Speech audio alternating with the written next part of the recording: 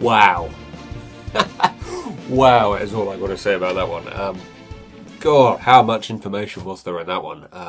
Wow, and abundance of continuity nods as well. It's like, I think that's the most continuity references we've seen since probably the Time Traveller's Pig. But, well, this debunks a lot of different fan theories about the journal, and probably actually helps out a lot of other fan theories in other ways, but I'll get more to that in a bit. This is actually the first one that I've actually taken notes for. There's so much that I kind of want to talk about in a really short space of time. The first thing I'm thinking about is the fact that at the very start of the episode, you see Dipper sort of charting everything out, adding things together. You know, it's kind of like probably something that the actual fans have been doing, you know, in real life or something. But the fact that he says right at the start of the episode, you know, Old Man McGucket wrote the journal. You know, this is just the 7th episode of the season, you know, and he's saying it right at the start of the episode. I think to myself, right, that means he didn't write it then. You know, there's no way they'd reveal the author, you know, this early in the season, and especially at the start of an episode like that. But wow, yeah, just some great development of McGucket now, you know, just, like, you know, I kind of knew he was going to be important later on, you know, because, you know, he's sort of there prominently as kind of a bit of comic relief, but you kind of not sure why he's there for a long time. And yeah, he's voiced by Alex Hirsch, the creator. I kind of thought there was going to be something more to him. Also, you know, kind of a subplot with Mabel feeling regretful about the fact that she's hitting on all these guys and none of them seem to work out. You know, I'm not sure if Mamando getting married, is that a setup for later, I wonder? Probably not, you never know. This show can be very subtle with its little setups. There is similar format to Into the Bunker, with, you know, the group going off on a little adventure and Stan staying behind, you know, just to look after the shack or whatever, because he doesn't want to be involved in all these sort of supernatural adventures things. Interesting thing I noticed, actually, when they leave the shack, Stan has his back to the camera as they leave, so you can see that mysterious tattoo of his. You know, is that, you know, again, a little sort of subtle hint that there's some kind of connection here? You know, is the tattoo going to be important, I wonder? Who knows? But, you know, it seemed very obvious that they were trying to show his tattoo in that shot there. So, you know, I do think that there's maybe something going on there. Another thing I noticed is there seems to be this recurring theme of triangles inside circles kind of thing. You know, McGucket does that later on in the memories. It has a bit of a Bill Cipher look to it. So, again, I think that's kind of a sort of subtle hint to something we're going to see later. And one other thing that I think is a subtle hint for later is the memory little vial thing next to McGucket's has the name Preston Northwest on it, which is, of course, Pacifica Northwest's father. So, yeah, I think that is definitely a setup for later. You know, they wouldn't have put that in there if that wasn't setting something up. But yeah, wow, just a ton of big new stuff we found out about, you know, this big popular fan theory about the fact that, you know, McGucket wrote the journal. Well, we now know that he didn't write the journal, but he did work with the author.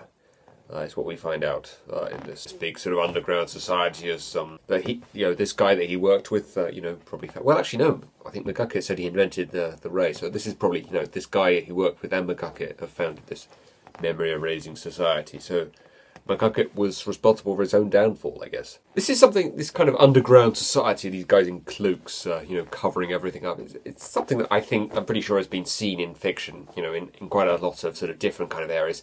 But the thing it actually reminded me of pretty instantly was Hot Fuzz, which itself is a parody film. So, you know, I think that must be reference to some other form of fiction. But off the top of my head, Hot Fuzz was just the first thing that came to me. You know, it's a British film as well. And they mention, you know, they have British accents or something, although there's no such thing as a British accent. English accents, I guess, is what they mean. Yeah, but it's all these sort of seemingly ordinary people trying to sort of cover everything up and make, you know, the place where they live seem much more normal than it actually is. That is basically what was going on in Hot Fuzz. You know, I love the little line, "unsee you later."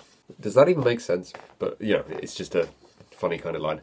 Oh, and one of the funniest things I've seen so far this season is Wendy pretending to be a boy. I absolutely collapsed with laughter when she did that. That was just absolutely brilliant. And also, you know, a little bit of sort of bonding between Wendy and Mabel.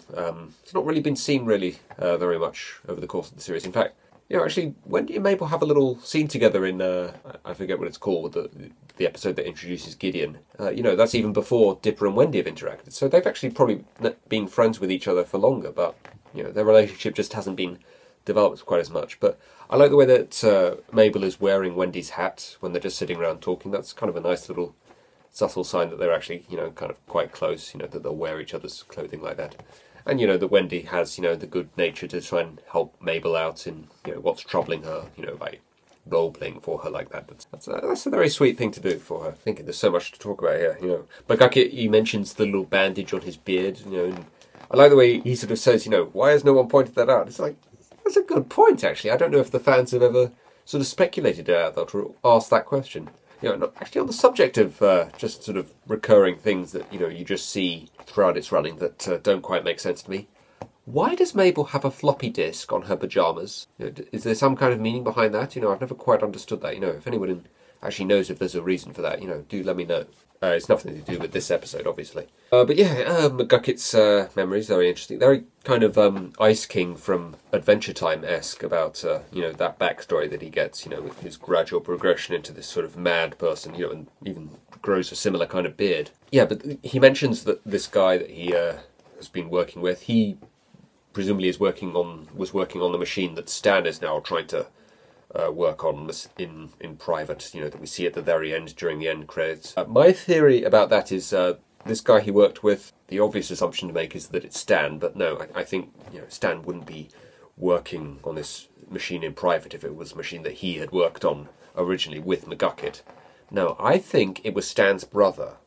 There is this kind of popular fan theory that the guy you see in The Time Traveler's Pig, who we all assume is young Stan, is actually Stan's brother because he actually looks slightly different to the young Stan we see in Boys Crazy. And that most definitely is young Stan because, it's a flashback that he's telling us about him. So I think that he worked with Stan's brother on this machine, and who knows what happens to Stan's brother, and now maybe Stan is trying to follow in his brother's footsteps or something.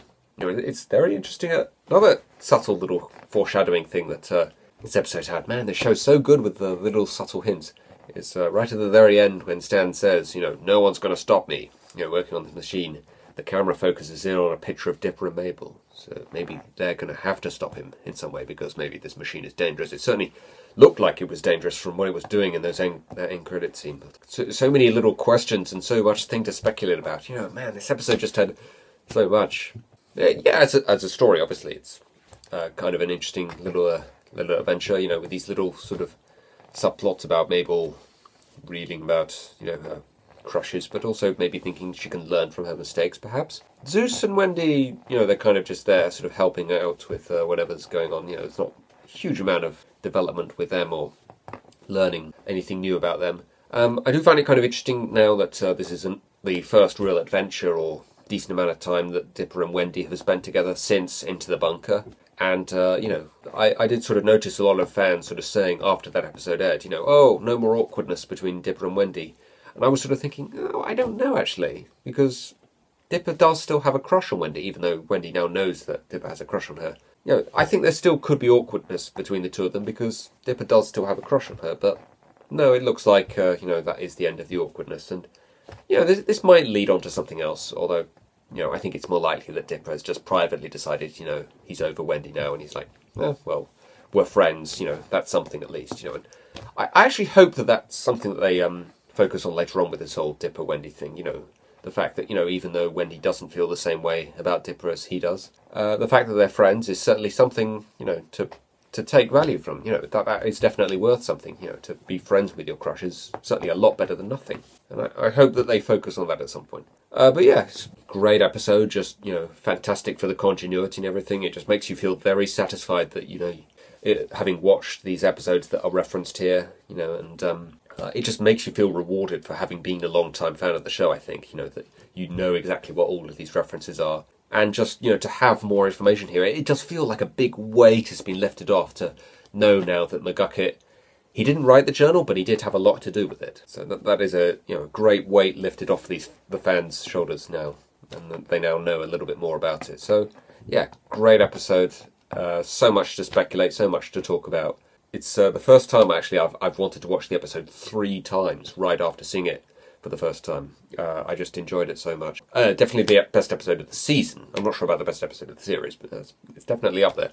Leaves you asking even more questions than before, but you've also found out a ton of stuff as well. So yeah, that's that, guys, and I will see you again soon for more mysteries being revealed, perhaps.